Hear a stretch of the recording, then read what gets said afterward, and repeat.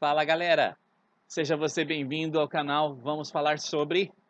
E você que gosta de falar sobre o Evangelho, que gosta de tratar sobre o Vem Segue-me, também gosta de estar por dentro aí de coisas relacionadas ao Evangelho de Jesus Cristo, não deixe de dar aquela curtida aqui no canal. É um prazer recebê-lo aqui, é um prazer ver que você está sempre acompanhando as postagens aqui do canal e eu fico muito agradecido por isso.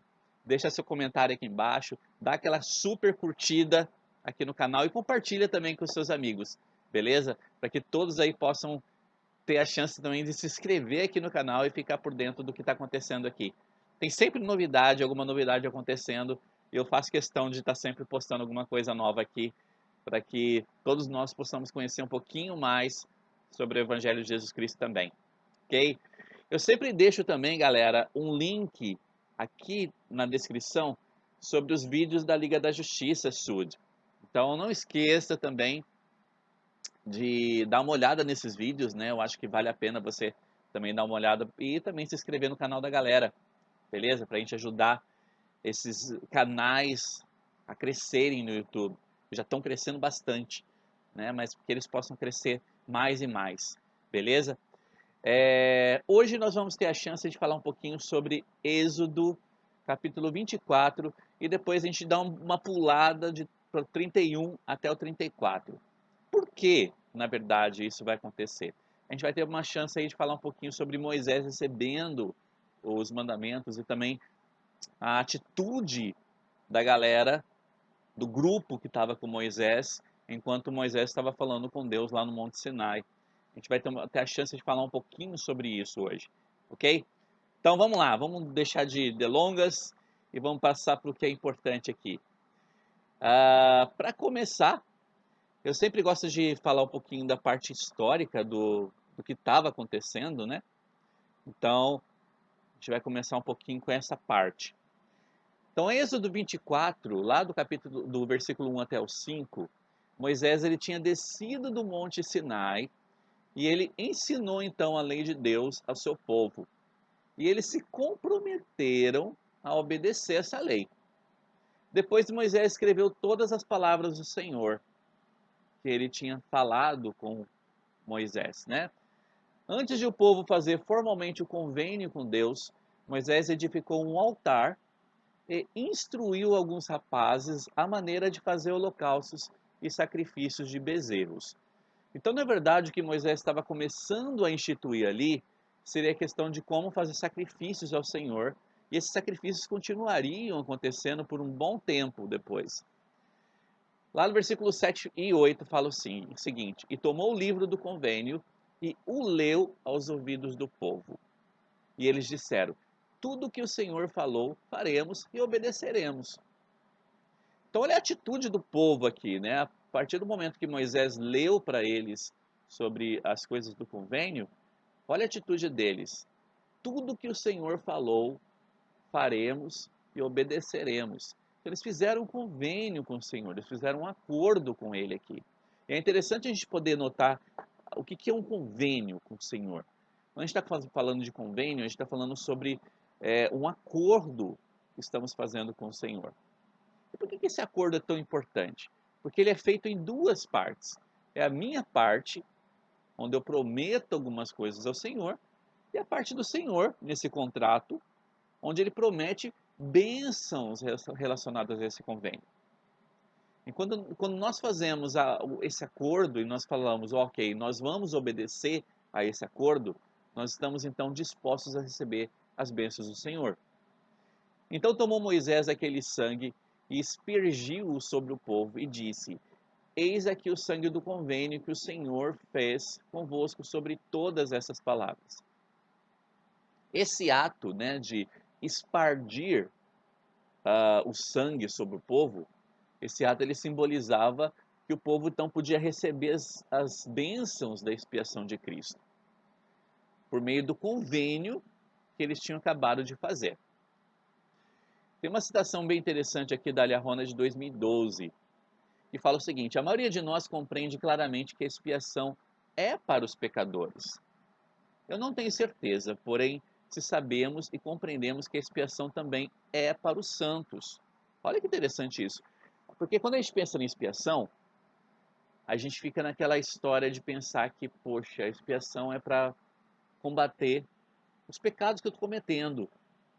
Mas não, a expiação também é para os santos também, para homens e mulheres bons que são obedientes, dignos e conscientes e que se esforçam para tornar-se melhores e servir mais fielmente. Podemos erroneamente acreditar que precisamos fazer a jornada de bons para melhores e para tornar-nos santos sozinhos, mas não é isso que acontece. Através da expiação a gente pode participar com Cristo desse processo. O Evangelho do Salvador não se refere simplesmente a evitar o mal em nossa vida.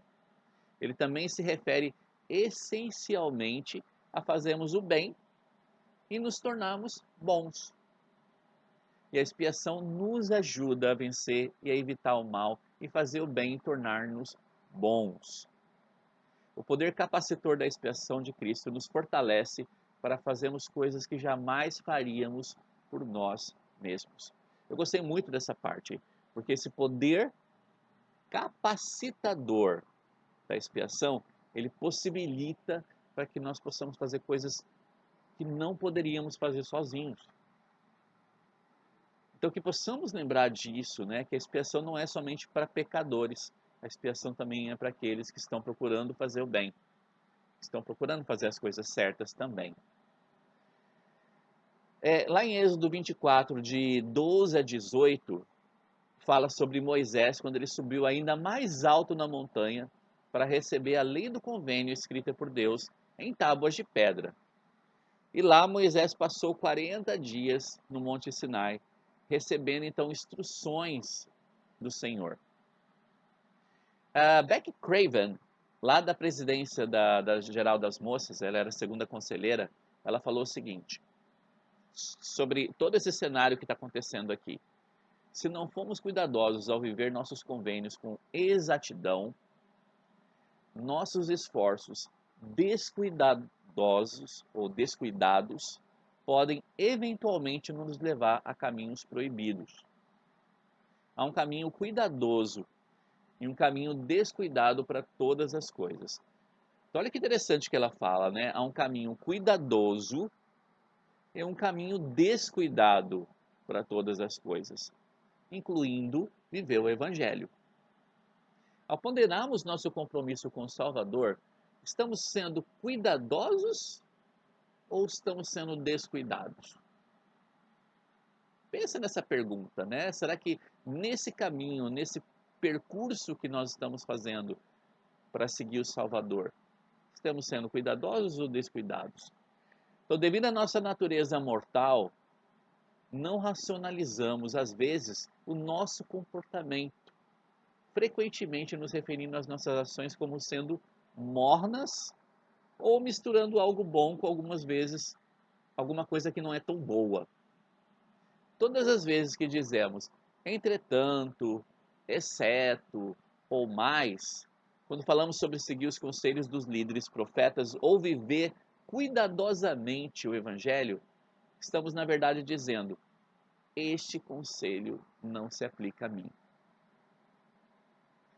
Então, quando a gente tenta racionalizar aquilo que o Senhor está nos dizendo, a gente está dizendo exatamente isso.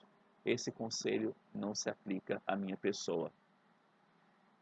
Podemos racionalizar tudo o que a gente quiser, mas o fato é que não há uma maneira correta de se fazer a coisa errada. Estamos sendo cuidadosos com os nossos convênios, com os acordos que fizemos com o Senhor? O que estamos fazendo com esses convênios? Ela continua falando aqui, né? Eu faço o desafio de buscarmos a orientação do Espírito Santo para saber quais ajustes precisamos fazer para que a nossa vida esteja mais cuidadosamente alinhada com os nossos convênios. Eu também suplico que não critiquem outras pessoas que estejam trilhando essa jornada. Ao refletir sobre obter a felicidade duradoura, eu percebo que às vezes nos encontramos mornos. Ao trilharmos o convênio, as névoas de escuridão são inevitáveis. As tentações e os descuidos podem fazer com que desviemos sutilmente o nosso curso para a escuridão do mundo e para longe do convênio. Para os momentos que isso acontecer, o nosso amado profeta, presidente Russell M. Nelson, nos alertou para que voltássemos ao caminho do convênio e que fizéssemos isso rapidamente. Como sou grata pelo dom do arrependimento e pelo poder da expiação de nosso Salvador. É impossível viver uma vida perfeita. Apenas um homem foi capaz de ter uma vida perfeita enquanto vivia nesse planeta celestial. E esse homem foi Jesus Cristo. Irmãos e irmãs, embora não sejamos perfeitos, podemos ser dignos. Dignos de partilhar o sacramento, dignos das bênçãos do templo e dignos de receber revelação pessoal. Eu gostei muito dessa parte. O que nós podemos fazer então para que nós possamos ser dignos? A gente não precisa ser perfeito nessa esfera. O que a gente precisa é ter dignidade para que eu possa compartilhar e partilhar do sacramento, partilhar das bênçãos do templo e ser digno de receber revelação pessoal. O que nós podemos fazer para aumentar essa dignidade? Comenta aqui embaixo, pode comentar aqui nos comentários, beleza? Aí a gente dá um pulo lá para o capítulo 31. E nesse capítulo é interessante, porque aqui mostra uma conversa que o Senhor está tendo com Moisés. E o Senhor fala o seguinte para Moisés: Tu, pois, lá no 13, tu, pois, fala aos filhos de Israel, dizendo: Certamente guardareis meus sábados, porquanto isso é um sinal entre mim e vós nas vossas gerações, para que saibais que eu sou o Senhor que vos santifica. Então ele fez um convênio também aqui com Moisés e com o povo de Moisés, relacionado ao sábado, relacionado ao dia santificado, que seria o sábado, né? Ele falou o seguinte, e eu deixo essa pergunta para a gente, né? De que maneira o ato de santificar o dia do Senhor nos ajuda a permanecer puros e distantes das coisas do mundo? Como que podemos assegurar que nossa conduta no dia do Senhor nos leve até alegria e regozijo? Esse é o presidente Nelson perguntando para a gente.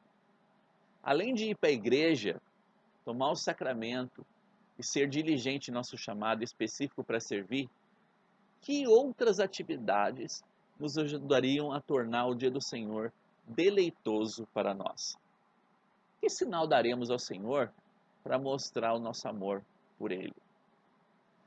Então, o povo de Israel, naquele momento, estava fazendo um convênio de dar esse sinal ao Senhor. O sinal seria guardar a lei do sábado. E aqui o presidente Nelson está fazendo essa pergunta para a gente, né? Que sinal vamos dar ao Senhor para mostrar nosso amor por Ele ao cumprirmos o que o Senhor nos pede em relação ao dia do Senhor? O presidente Nelson explicou o seguinte: quando eu era bem mais jovem, eu estudei o trabalho de outros que tinham compilado listas de coisas para fazer e coisas para não fazer no dia do Senhor. Foi só mais tarde que eu aprendi nas Escrituras que minha conduta e minha atitude no dia do Senhor constituíam um sinal entre mim e meu Pai Celestial. Interessante isso, né? Ele aprendeu que a conduta e a atitude no dia do Senhor constituíam então um sinal entre ele e o Salvador. Com esse entendimento, eu não precisei mais fazer listas do que fazer ou do que evitar.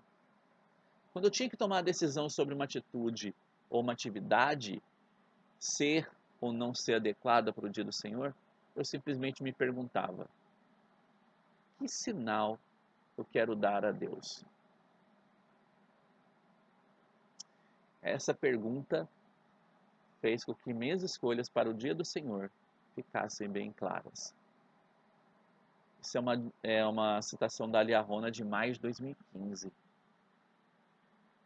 Que sinal eu quero dar a Deus?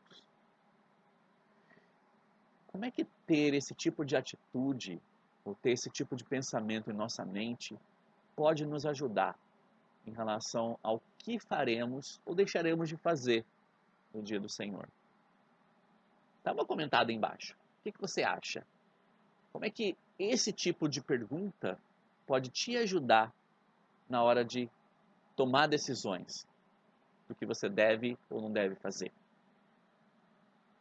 Lá no 18 fala o seguinte: e deu a Moisés, quando acabou de falar com ele no Monte Sinai,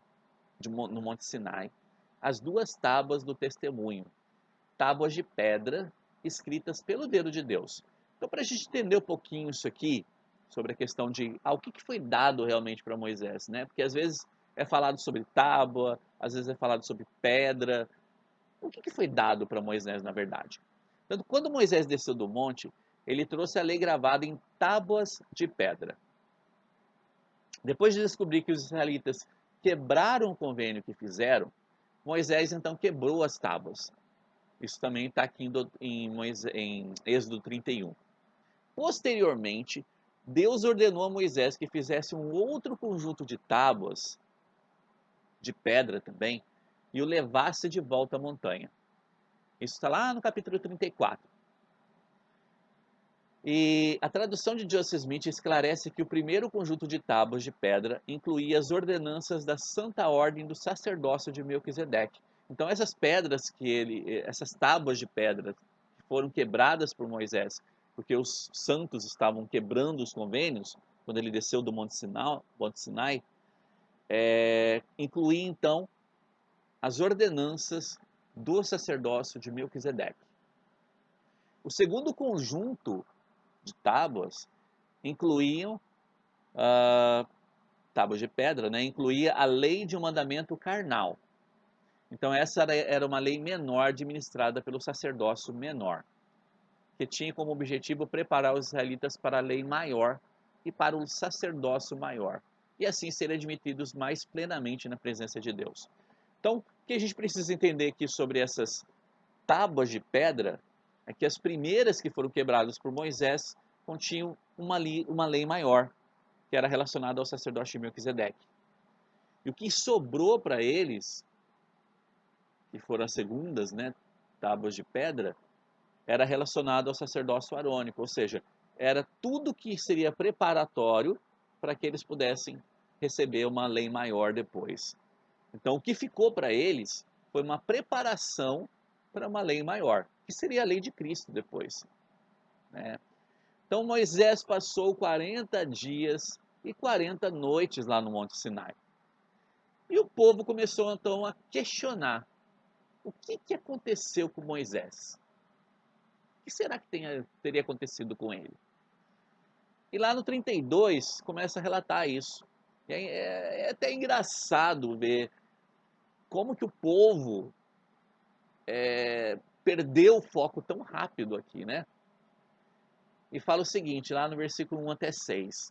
Mas vendo o povo que Moisés tardava em descer do monte, ajuntou-se o povo a Arão e disse-lhe: levanta-te, faze-nos deuses que vão adiante de nós, porque quanto a esse Moisés, a esse homem que nos tirou da terra do Egito, nós não sabemos o que lhe sucedeu. A gente não sabe o que aconteceu com ele.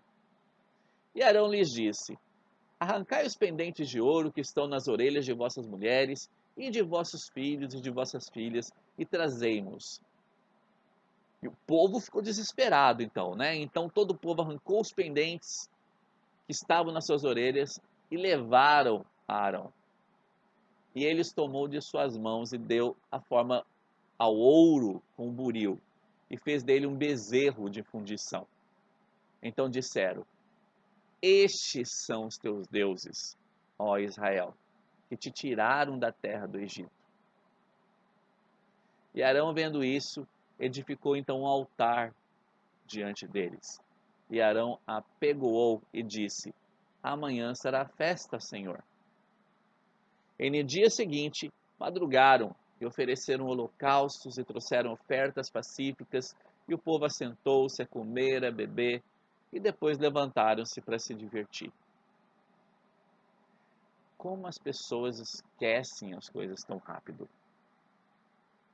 Como as pessoas são rápidas em esquecer e são rápidas em perder a chance de agradecer ao Senhor.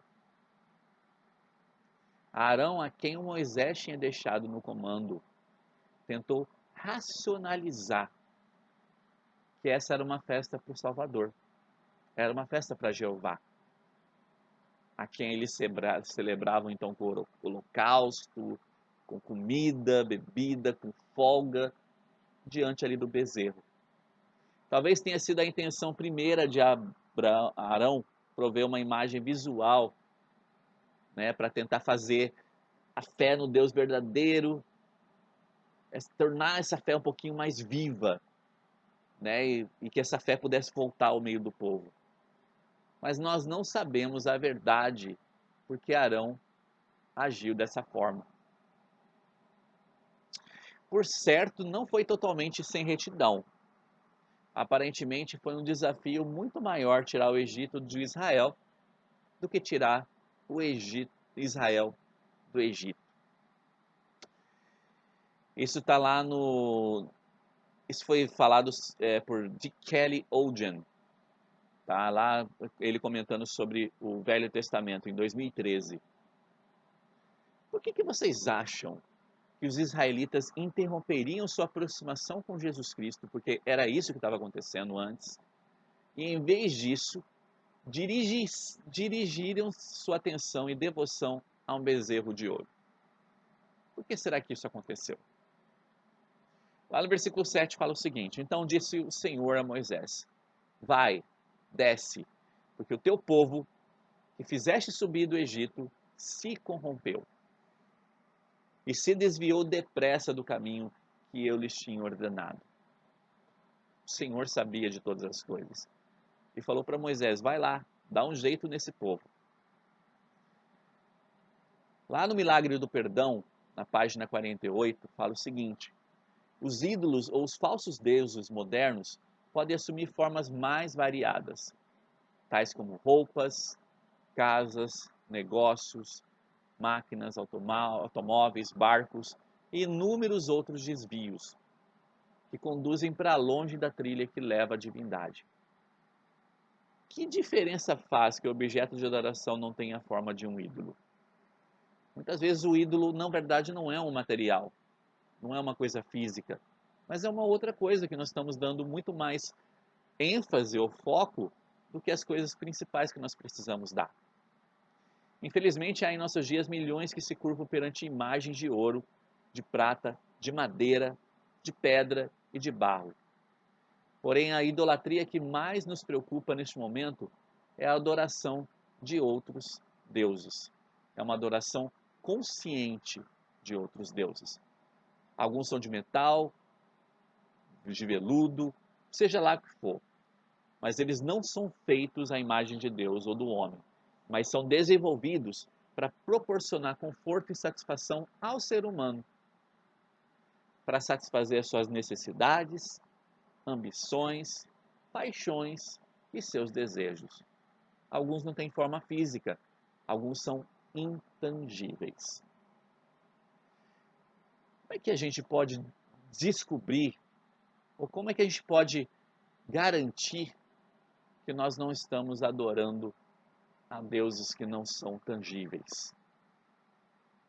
Nós precisamos tomar muito cuidado com isso. E eu acho que essa aula de hoje é uma coisa tão linkada uma com a outra, né? E essa semana do Bem Segue-me é uma semana tão conectada uma coisa com a outra, e dá para perceber o grau de importância que existe em tomar decisões em nossa vida. Quando nós tomamos decisões corretas em nossa vida, para que nós possamos garantir que possamos ter a companhia do Senhor. E o Senhor disse a Moisés: se eles se arrependerem do mal que fizeram, eu os pouparei e desviarei deles o furor da minha vida, da minha ira. Mas eis que teu julgamento cairá sobre todos os que não se arrependerem. desse mal nesse dia. Portanto, assegura-te de fazer todas essas coisas da maneira que eu te ordenei, ou eu executarei tudo o que eu tinha pensado em fazer, meu povo. O Senhor foi bem claro aqui a Moisés, e ele falou: o julgamento cairá sobre todos os que não se arrependerem desse mal nesse dia. E ele falou para Moisés e para o povo: assegura-te de fazer todas essas coisas de maneira que eu te ordenei. Então, lá no 20 e no 26 fala o seguinte: e tomou o bezerro que tinha feito, quando Moisés desceu lá do Monte Sinai, e ele percebeu aquela festa toda acontecendo, ele ficou furioso ali. E ele tomou o bezerro que tinha feito e queimou no fogo, moendo até que se tornou em pó, e o espargiu sobre as águas e deu de beber aos filhos de Israel. Pôs-se em pé Moisés na porta do acampamento e disse: quem é do Senhor, venha a mim. Então se ajuntaram a ele todos os filhos de Levi. E aqui a gente aprende um princípio bem interessante. Ao ficarmos do lado do profeta do Senhor, demonstramos que estamos do lado do Senhor. E eu gostaria de deixar uma pergunta aqui. Como é que nós podemos demonstrar que estamos do lado do Senhor? O que nós podemos fazer para demonstrar que estamos do lado dele? É uma pergunta bem interessante aqui, porque muitas vezes nós precisamos decidir que nós não somos mornos. Tem até uma piada, né? Que nós somos mormos, não mornos, né?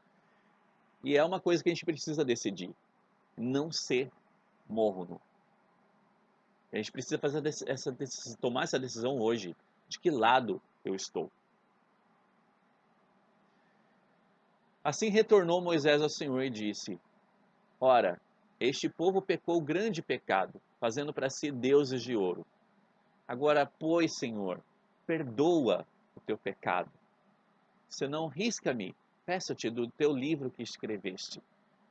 Então disse o Senhor a Moisés: aquele que pecar contra mim, esse eu riscarei eu do meu livro. Vai, pois, agora, conduze este povo para onde te disse. Eis que meu anjo irá adiante de ti. Porém, no dia da minha visitação, os castigarei pelo seu pecado. Então o Senhor lhe falou aqui para Moisés uma coisa interessante, né? Que apesar do Senhor estar perdoando ele naquele momento, o povo, né? Ainda assim, alguns ainda pagariam pelo que tinha sido feito, né? Ou pelo que tinha acontecido ali. Então a bênção prometida por honrarmos o convênio do batismo é que poderemos ter sempre conosco o seu Espírito. Exatamente porque a bênção prometida é de que poderemos ter sempre conosco o seu Espírito, nós devemos prestar atenção e aprender com as escolhas e influências que nos separam do Espírito. O padrão é muito claro. Se algo que pensamos, algo que vemos, ouvimos ou fazemos nos afasta do Espírito Santo, devemos parar de pensar, parar de ouvir, falar, fazer algo nesse sentido. Se aquilo que tem o objetivo de nos divertir aliena-nos do Espírito Santo, é porque com certeza esse tipo de diversão não nos serve. Uma vez que o Espírito não pode tolerar a vulgaridade, a rudeza ou a falta de recato, então sem dúvida tais coisas não são para nós. Se afastamos o Espírito do Senhor quando fazemos o que sabemos ser ruim, então tais coisas não são para nós. Isso é de Malharrona de 2006. Então, de acordo com Bedner, né, essa citação aqui, o que nós podemos aprender sobre as escolhas e influências que nos separam do Espírito Santo? Pode comentar aqui embaixo. O que podemos aprender sobre as escolhas e influências que nos separam do Espírito Santo. Lá no 33, versículo 9 até 11, fala o seguinte: aconteceu que entrando Moisés na tenda, descia a coluna de nuvem e punha-se à porta da tenda, e o Senhor falava com Moisés. E vendo todo o povo a coluna de nuvem que estava à porta da tenda, todo o povo se levantou e adorou, cada um à porta de sua tenda. E falou o Senhor a Moisés face a face, como qualquer fala com seu amigo. Depois retornou ao acampamento, mas o seu servidor, o jovem Josué, filho de Num, não se apartou do meio da tenda. Esses versículos eles mostram uma coisa bem interessante sobre a atitude de Moisés. E por que Moisés tinha o poder e a dignidade de falar face a face com o Senhor, com Jeová. O que essa descrição mostra para a gente a respeito da dignidade de Moisés, de seu relacionamento com Deus? O que nós podemos aprender nessa descrição aqui? Lá em Êxodo 33, de 12 a 23, fala que Moisés rogou ao Senhor pedindo que estivesse com Israel durante a jornada à Terra Prometida. Por Moisés ter achado graças aos olhos do Senhor, o Senhor então lhe prometeu que estaria com os filhos de Israel. Então, por causa de Moisés, o Senhor prometeu que estaria com os filhos de Israel. Contudo, ele indicou também que devido aos seus pecados do povo, os filhos de Israel não poderiam ver sua face. Não poderiam ver a face do Senhor. E acrescentou: homem pecador algum jamais verá a minha face e viverá. O Senhor mandou Moisés então fazer outras 2 tábuas de pedra, que é aquilo que a gente falou agora há pouco, né? E nessas tábuas de pedra a gente sabe que estaria então a lei menor. E aqui na tradução de Joseph Smith, fala o seguinte, né, no versículo 1 e 2, lá do capítulo 34.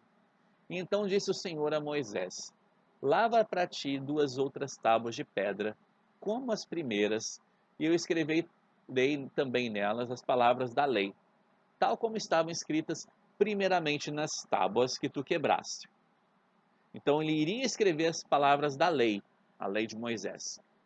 Mas não será como nas primeiras, porque tirarei de seu meio o sacerdócio, ou seja, tudo que seria relacionado ao sacerdócio de Melquisedeque, seria tirado então dessas segundas placas. Portanto, a minha santa ordem e as suas ordenanças não irão adiante deles, pois a minha presença não estará em seu meio, para que eu não os destrua. Então, na verdade, o Senhor estava preocupado, porque ele não poderia dar agora aquela ordenança maior para aquele povo que não estava preparado para receber aquilo. Então era o povo que estava preparado para receber leite e não carne. E lá no versículo 2 fala: mas darei a eles a lei, como nas primeiras, mas será segundo a lei de um mandamento carnal. Porque em minha ira eu jurei que não entrarão em minha presença, em meu descanso nos dias de sua peregrinação. Portanto, faze como te mandei, e apronta-me pela manhã, para que subas pela manhã ao monte Sinai, e apresenta-te ali diante de mim, no cume do monte. Então, o que ele deu para Moisés aqui foi a lei menor. Era a lei relacionada ao sacerdócio arônico, que seria preparatório ao sacerdócio de Melquisedeque, a lei maior.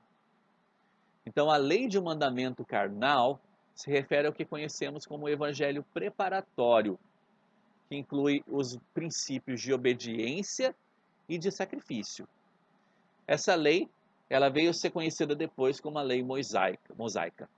O evangelho preparatório, administrado pelo sacerdócio arônico, significa o evangelho do arrependimento e do batismo.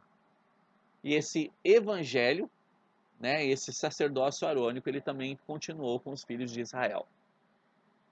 E lá no versículo 9 fala: e disse: Senhor, se agora achei graça aos teus olhos, vá agora o Senhor no meio de nós, porque este povo obstinado é.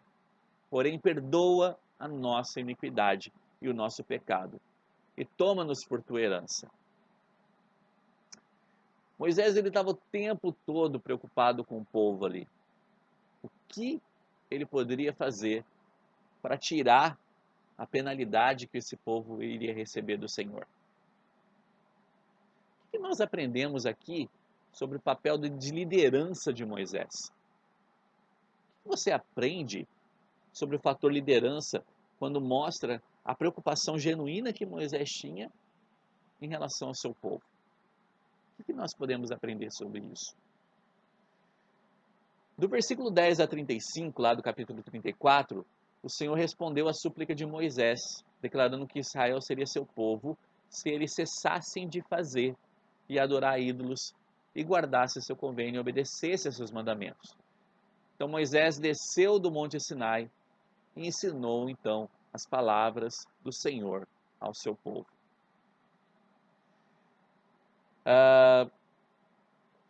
Os versículos 1 a 9, pode nos ajudar a ver que, embora Deus não tolere o pecado, ele também é misericordioso e ele oferece perdão àqueles que se arrependerem. Como é que é possível, então, que Deus seja perfeitamente misericordioso e perfeitamente justo? O que nós podemos aprender com o Senhor em relação a isso? A Alma 42 nos explica sobre esse perfil do Senhor, em ser misericordioso e justo ao mesmo tempo. Lá no versículo 13 a 15 de Alma 42, fala o seguinte: portanto, de acordo com a justiça, o plano de redenção não poderia ser realizado senão em face do arrependimento dos homens neste estado probatório. Sim, nesse estado preparatório, porque a não ser nessas condições, a misericórdia não teria efeito, pois destruiria a obra da justiça. Ora, a obra da justiça não poderia ser destruída. Se o fosse, Deus deixaria de ser Deus. E assim vemos que toda a humanidade se encontrava decaída, estava nas garras da justiça. Sim, da justiça de Deus, que a condenara a ser afastada de sua presença para sempre. Ora, o plano de misericórdia não poderia ser levado a efeito se não fosse feita uma expiação. Portanto, o próprio Deus expia os pecados do mundo para efetuar o plano de misericórdia, para satisfazer os requisitos da justiça, a fim de que Deus seja um Deus perfeito, um Deus justo e também um Deus misericordioso. Joseph Smith ele falou o seguinte sobre o fato de nós conhecermos quem é Deus. Eu quero que todos vocês conheçam a Deus e que vocês estejam familiarizados com Ele. O primeiro princípio do Evangelho é conhecermos com toda certeza o caráter de Deus. Além disso, lemos lá em Regras de Fé. 3 coisas são necessárias para que qualquer ser racional e inteligente possa exercer fé em Deus para a vida e para a salvação. Primeiro, a ideia de que Ele realmente existe. Segundo, uma noção correta de seu caráter. Uma noção de seus atributos. Terceiro, um conhecimento real de que o curso da vida que está sendo seguido está de acordo com a vontade de Deus. Então, se nós tivermos essas 3 coisas, nós poderemos dizer que nós conhecemos o Senhor. Nós conhecemos o caráter dele. Saber que Deus existe, temos uma noção correta de seu caráter e de seus atributos. E temos o conhecimento real de que o que estamos fazendo nessa vida está sendo seguido de acordo com a vontade do Senhor. De acordo com a vontade que Ele tem para nós. Irmãos, eu gostaria de encerrar essa aula dizendo que eu sei que realmente o Senhor é o nosso protetor o tempo todo. Eu canso de falar isso, Eu não canso de falar isso, na verdade. Ele quer que nós possamos voltar à sua presença. E Ele é um Deus misericordioso, mas Ele também é um Deus justo. que possamos lembrar disso.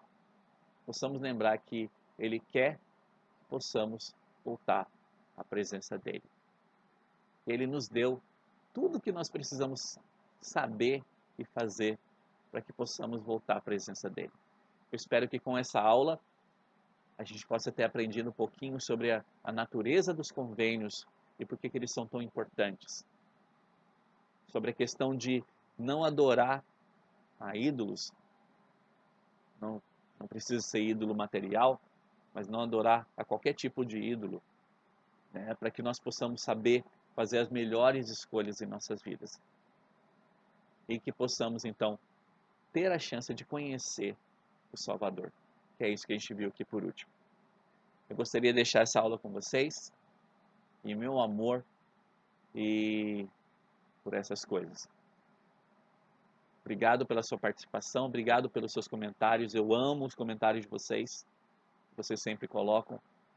E eu espero que vocês possam ter aprendido algo durante essa aula que vai ajudar em tua vida. Ok? Não esqueça de curtir, compartilhar e também convidar os seus amigos para se inscreverem aqui no canal. Ok? Obrigado aí. Um grande abraço para você. A gente se vê então no próximo vídeo.